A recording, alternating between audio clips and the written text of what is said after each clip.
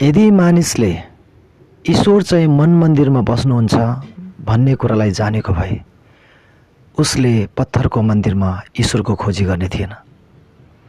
कमिलाले आफू बस्ने घर आफै बनाउँछ, चराले आफू बस्ने गुड आफै बनाउँछ, स्यालले आफू लुक्ने दुलो आफै बनाउँछ, मानिसले आफू बस्ने घर आफै बनाउँछ।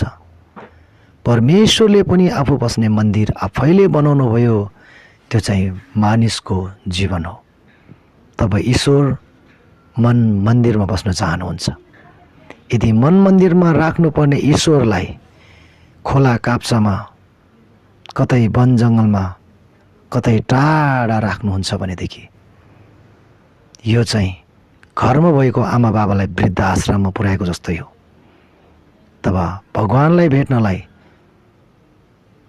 खोला काप्चामा जानु पर्यो, आमा बाबालाई भेट्नलाई वृद्ध आश्रम जानु पर्यो। तब येशूले भन्नुभयो, म तिम्रो हृदयको ढोकामा ढकढकाउँछु।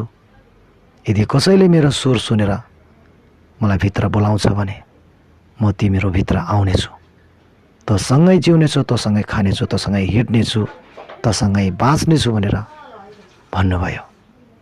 तब ईश्वरलाई पत्थरको मन्दिरमा होइन, आफ्नो मन मन्दिरमा सजाउनुहोस्, जुन मन्दिर उहाँ आफैले बनाउनु भयो।